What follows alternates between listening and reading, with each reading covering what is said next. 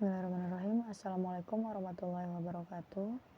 Yang terhormat Ibu Rita Rosiana SEMSI selaku dosen pengampu mata kuliah riset konsentrasi keuangan syariah dan teman-teman sekalian yang saya banggakan. Saya Rifda Takia dari jurusan Ekonomi Syariah tahun 2018 kelas 5B ingin mempresentasikan mengenai proposal penelitian saya yang berjudul Pengaruh Karakteristik Perusahaan, Tata Kelola Perusahaan, dan Struktur Modal terhadap Islamic Social Reporting atau ISR. Studi pada perusahaan yang terdaftar di Indeks Saham Syariah Indonesia selama periode tahun 2016 sampai 2020. Nah, di sini langsung saja ya, di sini saya akan menjelaskan bab 1 pendahuluan. Pasar modal syariah telah mengalami perkembangan pesat selama beberapa dekade sebagai bagian dari pasar keuangan dunia. Pasar modal syariah telah dilaksanakan oleh negara-negara kapitalis seperti Amerika, Singapura, Jepang, dan juga Filipina. Menurut Hakim dan Rasidian 2002, khususnya di pasar modal syariah di Indonesia diawali dengan peluncuran Jakarta Islamic Index atau JII pada tahun 2000 oleh Bursa Efek Indonesia atau BEI bekerja sama dengan PT Dana Reksa Investment Management.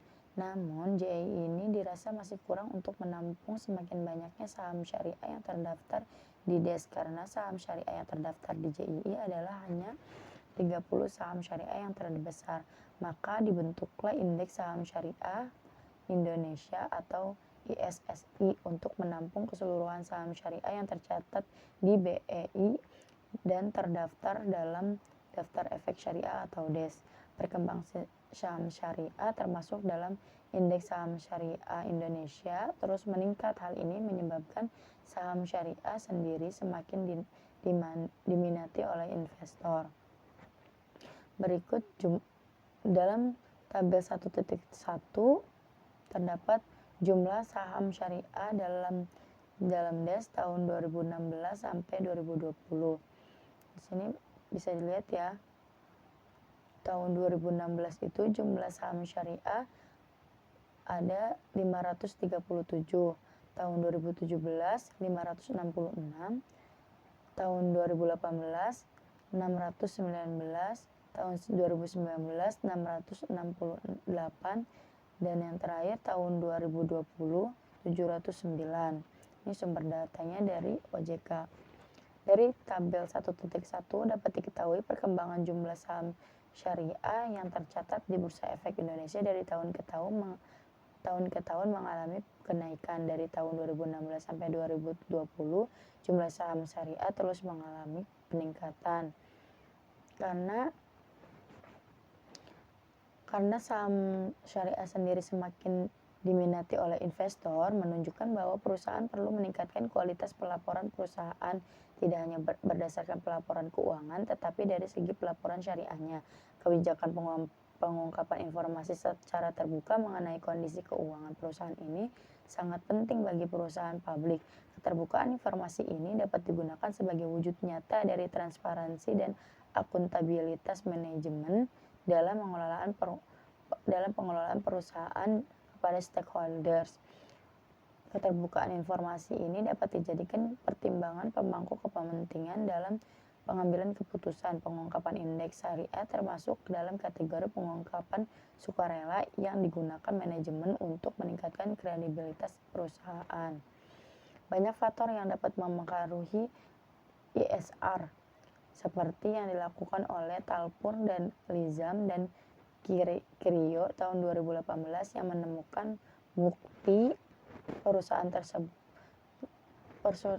tersebut karakteristik yang dilakukan dengan ukuran perusahaan merupakan faktor yang berpengaruh dalam penentuan tingkat dan kualitas praktik pengungkapan tata kelola perusahaan. Lebih lanjut, Abel Warda dan Pandita Ratna tahun 2016 Dalam penelitian menemukan bukti bahwa ukuran dan umur perusahaan merupakan faktor penentu tingkat pengungkapan informasi perusahaan secara sukarela. Penerapan tata kelola perusahaan yang baik, manajemen perusahaan akan selalu melakukan tindakan yang tepat dan tidak mementingkan diri sendiri, serta dapat melindungi pemangku kepentingan perusahaan. Menurut Drever, teori persinyalan menekankan bahwa perusahaan pelapor dapat meningkatkan nilai perusahaan melalui pelaporannya. Menurut Drever dan kawan-kawan tahun 2007, tata kelola perusahaan adalah seperangkat aturan yang mengatur hubungan antara pemegang, manajer perusahaan, kreditor, pemerintah, karyawan, dan internal serta eksternal lainnya, pemangku kepentingan yang terkait dengan hak dan kewajibannya, atau dengan kata lain sistem itu mengendalikan perusahaan. Mekanisme tata kelola yang baik diyakini dapat mendorong perusahaan untuk mempertimbangkan biaya eksternal dalam operasionalnya. Dalam hal ini, kebijakan pendapatan perusahaan dari pihak luar yang tercermin dari struktur permodalan perusahaan. Berdasarkan signaling teori, capital struktur juga mempengaruhi Islamic social reporting. Jika perusahaan memiliki struktur modal yang baik dan agar perusahaan memiliki kesan yang baik, maka perusahaan akan mengungkapkan keberadaannya kepada publik secara luas. Hal ini dibuktikan dengan penelitian Craig dan Diga tahun 1998 yang menunjukkan bahwa kapital struktur berpengaruh signifikan dan positif terhadap pengungkapan perusahaan.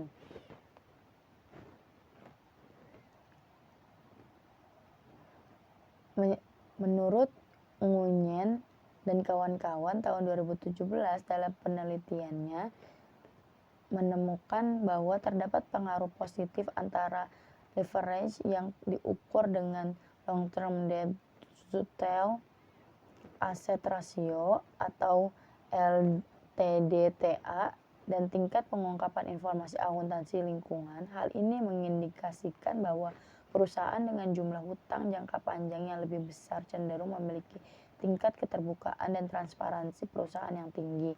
Berdasarkan hasil dari beberapa penelitian sebelumnya dan teori yang ada, penelitian ini berupaya mengembangkan model yang lebih representatif dari setiap variabel yang teridentifikasi sebagai variabel yang memiliki pengaruh terhadap pengungkapan informasi perusahaan. Selanjutnya, penelitian ini bertujuan untuk meneliti dan menjelaskan pengaruh karakteristik perusahaan, tata kelola perusahaan, dan struktur modal terhadap Islamic Social Reporting pada perusahaan yang terdaftar di Indeks Saham Syariah Indonesia. Nah, rumusan masalahnya itu bagaimana pengaruh karakteristik perusahaan terhadap ISR. Yang kedua, bagaimana pengaruh tata kelola perusahaan terhadap ISR. Yang ketiga, bagaimana pengaruh struktur modal terhadap ISR. Dan bagaimana pengaruh karakteristik perusahaan, tata kelola perusahaan, dan struktur perusahaan terhadap ISR. Tujuan penelitiannya itu berdasarkan rumusan masalah yang telah disebutkan di atas, maka tujuan penelitian ini adalah untuk mengetahui apakah karakteristik perusahaan berpengaruh terhadap ISR. Yang kedua, untuk mengetahui apakah tata kelola perusahaan berpengaruh terhadap ISR. Yang ketiga, untuk mengetahui apakah struktur modal berpengaruh terhadap ISR. Dan yang terakhir, untuk mengetahui apakah karakteristik perusahaan, tata kelola perusahaan, dan struktur perusahaan berpengaruh terhadap Islamic Social Reporting atau ISR. Kegunaan penelitian itu bagi akademisi. Dalam penulisan proposal ini, penulis berharap bahwa proposal ini ke depannya dapat berguna untuk menjadi bahan acuan atau referensi bagi para akademisi untuk dalam membuat penulisan atau karya ilmiah di waktu yang akan datang, sehingga nantinya akan terdapat tulisan yang lebih lengkap lagi. Bagi investor, kegunaan karya tulis ini untuk memberikan informasi yang akurat mengenai ISR dan juga bisa menjadi bahan referensi ketika akan menanam saham di ISSI. Nah, bagi masyarakat, kegunaan karya tulis ini untuk masyarakat adalah untuk dijadikan sebagai bahan pembelajaran dan bahan bacaan yang berkualitas yang tentu saja akan memberikan ilmu baru dan bermanfaat bagi masyarakat. Karena penulisan ini dirancang sesuai informasi yang terbaru atau yang terupdate. Nah, langsung ke bab 2 itu ada landasan teori, kerangka pemikiran, dan hipotesis. Teori mengenai karakteristik perusahaan. Karakteristik perusahaan diartikan secara berbeda oleh berbagai studi tergantung pada kriteria yang digunakan untuk mendefinisikannya. Namun, sebagian besar peneliti sepertinya setuju dengan kedudukan karakteristik perusahaan mengenai sumber daya perusahaan dan tujuan organisasi. Menurut Wellens, Nasser, dan Moura tahun 1994 mendefinisikan karakteristik perusahaan sebagai faktor yang membedakan perusahaan. Faktor-faktor yang membedakan tersebut antara lain ukuran perusahaan, umur perusahaan, jenis perusahaan, multinasional atau bukan, likuiditas, profitabilitas, leverage, kendala sosial yang dimiliki, negara pemilik perusahaan, negara tempat perusahaan berada, dan lain sebagainya. Nah, teori tata kelola perusahaan, beberapa teori telah menghubungkan antara pengungkapan tanggung jawab sosial dan penerapan corporate governance. Salah satunya adalah teori keagenan. Dari teori keagenan menjelaskan bahwa manajemen perusahaan merupakan agen dari stakeholder dan stakeholder yang bertindak sebagai prinsipal. Menurut Sari 2012, manajemen perusahaan sebagai agen perlu untuk menyampaikan informasi berkaitan dengan kondisi perusahaan kepada prinsipal. Menurut Untoro dan Zulaikha tahun 2013, pengungkapan tanggung jawab sosial dilakukan manajemen perusahaan dengan tujuan mendapatkan penilaian positif dari prinsipal berkaitan dengan kinerja sosial dan lingkungan perusahaan. Menurut Utami dan Prastiti tahun 2011, teori mengenai stakeholder. Stakeholder adalah teori yang menggambarkan kepada pihak mana saja perusahaan bertanggung jawab. Menurut Sari 2013, perusahaan harus bertanggung jawab terhadap stakeholders sebagai penanam modal dalam perusahaan. Namun, masih banyak pihak terkait yang berhak menerima pertanggungjawaban dari pihak perusahaan. Pihak lain tersebut antara lain karyawan perusahaan, masyarakat sekitar, konsumen, dan lain-lain yang berhubungan secara langsung maupun tidak langsung dengan perusahaan. Oleh karena itu, perusahaan tidak dapat hanya berfokus pada memaksimalkan kinerja untuk memperoleh pendapatan yang sebesar-besarnya, namun perusahaan harus berfokus pada pihak-pihak lain yang terkait. Di sini ada teori legitimasi. Legitimasi perusahaan merupakan sesuatu yang diberikan masyarakat kepada perusahaan dan sesuatu yang diinginkan atau dicari perusahaan dari masyarakat. Menurut Sriayu dan Mimba tahun 2013, perusahaan menganggap bahwa masyarakat atau society merupakan sumber daya potensial bagi perusahaan untuk bertahan hidup. Untuk itu, sebagai suatu sistem yang mengedepankan keberpihakan kepada masyarakat, perusahaan harus selaras dengan harapan yang diinginkan masyarakat. Teori legitimasi mencakup gagasan tentang kontrak sosial antara perusahaan dengan masyarakat. Jika masyarakat merasa bahwa perusahaan telah melanggar isi dari kontrak tersebut, maka kelangsungan hidup organisasi akan terancam. Menurut Juppe 2005. Sini ada teori struktur modal. Menurut Trianto tahun 2001 menjelaskan bahwa kebijakan struktur modal merupakan bagian dari keputusan pendanaan yang merupakan keputusan utama dalam manajemen keuangan di samping keputusan investasi dan keputusan dividen atau kebijakan dividen. Keputusan pendanaan melibatkan keputusan mengenai penentuan sumber pendanaan atau struktur modal terbaik. Keputusan pendanaan perusahaan merupakan salah satu keputusan strategis keuangan yang berkaitan dengan bagaimana memperoleh dana dan penggunaan dana. Nah, di sini ada teori Islamic Social Reporting. Islamic Social Reporting merupakan konsep pelaporan tanggung jawab sosial perusahaan atau CSR yang menggunakan nilai-nilai agama Islam. Pengukuran yang digunakan oleh peneliti untuk mengukur seberapa besar pengungkapan tanggung jawab sosial menurut pandangan Islam.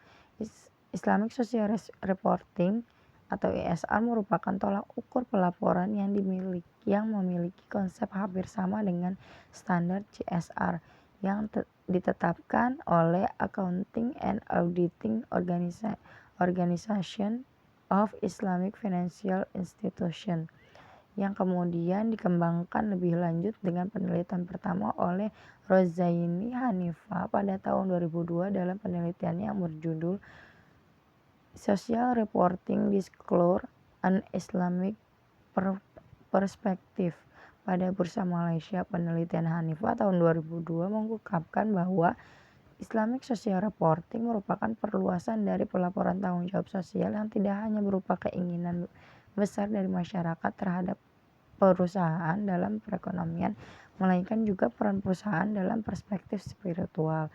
Islamic Social Reporting merupakan konsep khusus yang bertujuan untuk memenuhi akuntabilitas kepada Allah dan kepada masyarakat. Akuntabilitas menurut ajaran agama Islam yaitu bentuk pertanggungjawaban sosial perusahaan yang diungkapkan berdasarkan nilai-nilai syariah yang tidak berfokus pada aspek material dan moral, namun juga berfokus pada aspek spiritual.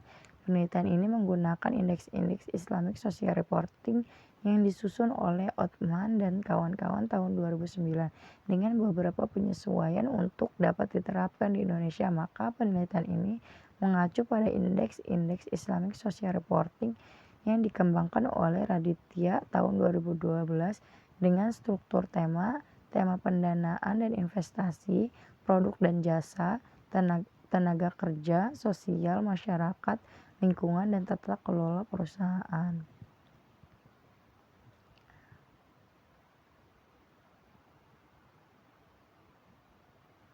Nah, di sini ada penelitian terdahulu. Bisa dilihat ya teman-teman.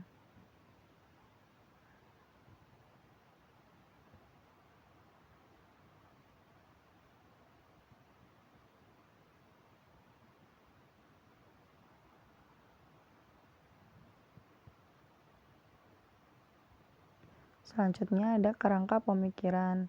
Di sini yang Y-nya adalah ISR, X1-nya karakteristik perusahaan, X2 tata kelola perusahaan, dan X3-nya struktur modal. Hipotesis. Berdasarkan teori dari latar belakang permasalahan, beberapa hipotesis dalam penelitian ini dirumuskan sebagai berikut. H1, karakteristik perusahaan berpengaruh terhadap ISR. H2, tata kelola perusahaan berpengaruh terhadap ISR. H3, struktur modal berpengaruh terhadap ISR. Dan H4, karakteristik perusahaan, tata kelola perusahaan, dan struktur modal berpengaruh terhadap ISR. Nah, ini masuk ke bab 3, metode penelitian. Jenis dan ruang lingkup penelitian. Jenis penelitian adalah penelitian kuantitatif. Ruang lingkup penelitian terkait dengan karakteristik perusahaan, tata kelola perusahaan, struktur modal, dan ISR. Definisi operasional. Secara ringkas, definisi dari variabel-variabel penelitian ini dijabarkan sebagai berikut.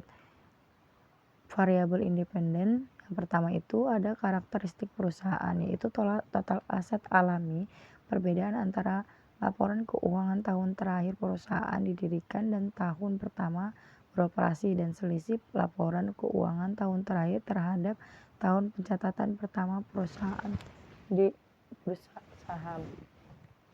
Yang kedua, tata kelola perusahaan, yaitu dewan independen anggota, manajerial kepemilikan, kelembagaan kepemilikan, dan kepemilikan umum. Yang ketiga, struktur modal, yaitu rasio utang jangka panjang terhadap total aset, rasio utang jangka panjang terhadap total ekuitas, rasio utang terhadap ekuitas, dan dapat dijaminkan aktiva. Nah, variabel independennya yaitu ISR, yaitu indeks kepatuhan syariah atau Dewan Pengawas dalam dasar informasi laporan keuangan, indeks tata kelola perusahaan atau komposisi pengurus direksi, pengangkatan rapat Dewan Honorarium dan remunerasi direksi, komit nominasi, komit remunerasi, komit audit, pengawas syariah, dan lainnya, dan indeks sosial atau lingkungan atau kebijakan dan tujuan, masalah komunitas, masalah karyawan, masalah lingkungan. Data dan pemilihan sampel. Data yang digunakan dalam penelitian ini adalah data sekunder tahunan yang dengan jenis time series, data dengan kurun waktu dari tahun 2016 sampai 2020.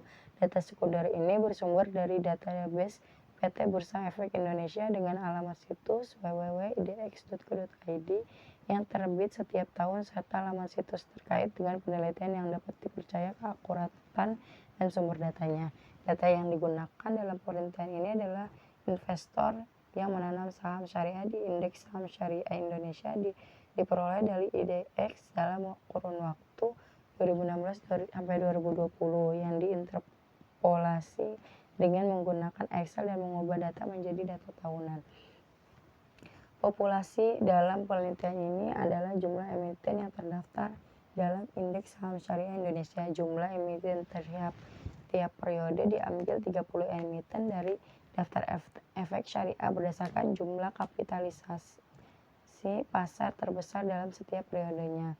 ISR adalah pengungkapan informasi sukarela dan dalam pemenuhan Sharia Compliance Index. Metode dan teknik pengumpulan data. Metode pengumpulan data dengan penelusuran online melalui laman situs IDX. Teknik pengumpulan data dengan melakukan pencatatan langsung berupa time series data. Jenis data yang digunakan dalam penelitian ini adalah data sekunder, yaitu data yang sudah dipublikasikan oleh pihak atau instansi terkait dan langsung dapat dimanfaatkan oleh peneliti. Data yang digunakan merupakan data yang diperoleh berupa laporan keuangan tahunan dan laporan keuangan yang diterbitkan oleh Bursa Efek Indonesia berupa perusahaan yang terdaftar di indeks saham syariah periode 2016 sampai 2020. Laporan tahunan dan laporan keuangan berasal dari website Bursa Efek Indonesia atau www.idx.co.id dan website perusahaan yang menjadi sampel peneliti. Metode dan teknik analisis data.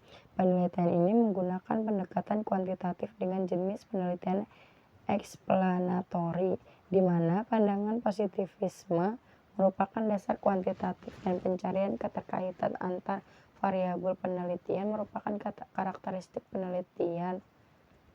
Explanatory research adalah penelitian yang dilakukan untuk menjelaskan hubungan kausal antar variabel penelitian melalui pengujian hipotesis. Menurut Singarimbun dan Effendi tahun 2011, penelitian ini bertujuan untuk menguji hipotesis dari pengaruh variabel karakteristik perusahaan, tata kelola perusahaan, dan struktur modal terhadap ISR. Uji statistik.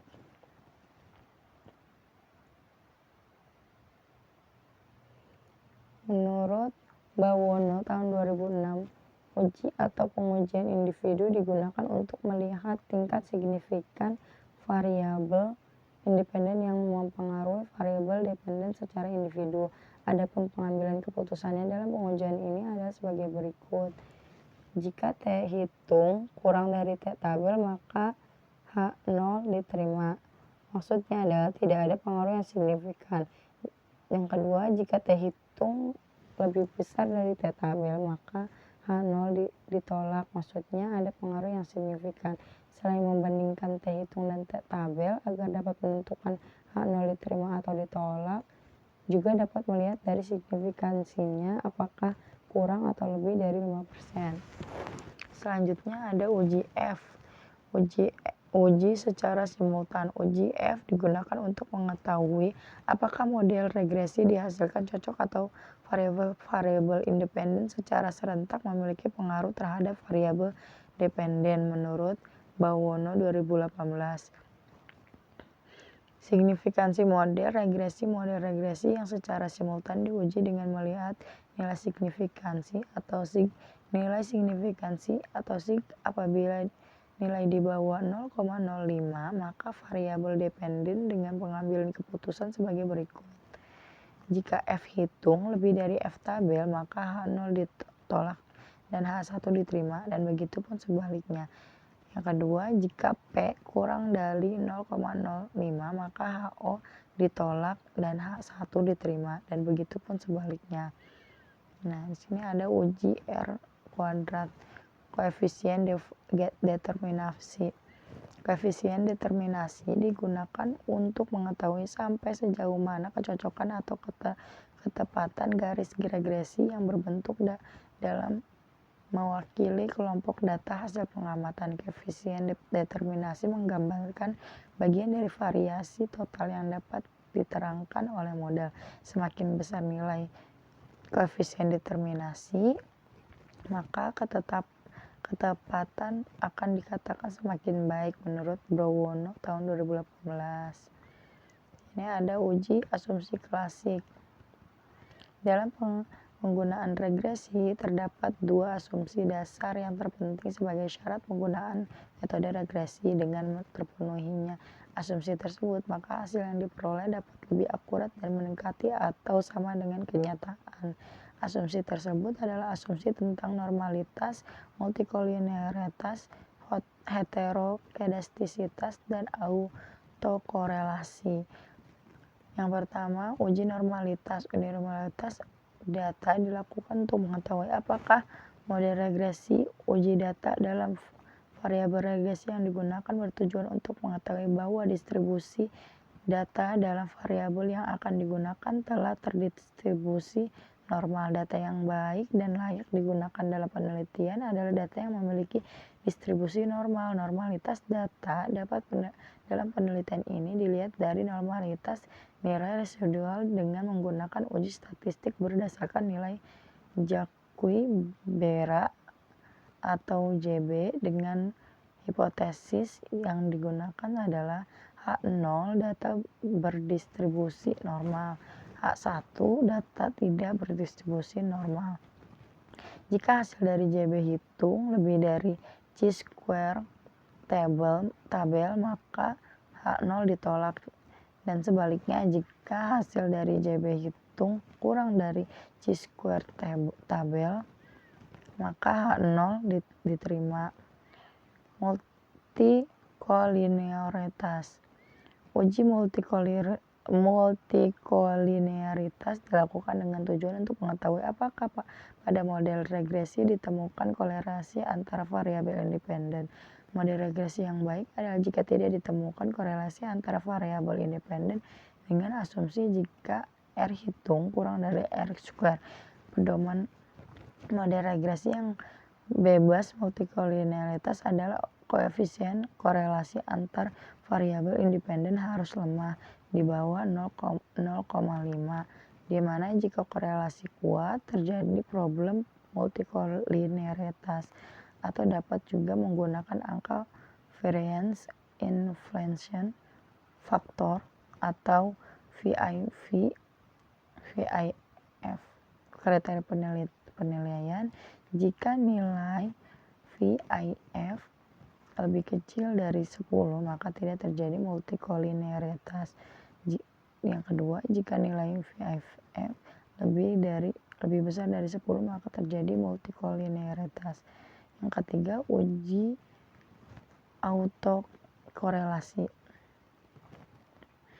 Nah, uji autokorelasi ini adalah ingin mengetahui apakah dalam sebuah model regresi linear ada korelasi antara kesalahan pengganggu pada periode T dengan kesalahan pada periode T1 sebelumnya. Jika terjadi korelasi maka dinamakan ada problem autokorelasi. Model regresi yang baik adalah model regresi yang bebas dari autokorelasi. Dan yang terakhir ada uji heteroskedastisitas. Uji heteroskedastisitas bertujuan menguji apakah model regresi terjadi ketidaksamaan varians dari residual satu pengamatan ke pengamatan lain. Jika varians satu pengamatan ke pengamatan lain tetap maka disebut homoskedastis. homoskedasitas, dan jika berbeda disebut heteroskedasitas. Menurut Gujarati, cara untuk mendeteksi heteroskedasitas yaitu mengetahui sifat dasar masalah. Metode grafik, uji Park, uji Glasser, dan uji rank korelasi Spearman. Gitu saja yang dapat saya paparkan, kurang lebihnya mohon maaf. Billahi taufiq wal hidayah. Wassalamualaikum warahmatullahi wabarakatuh.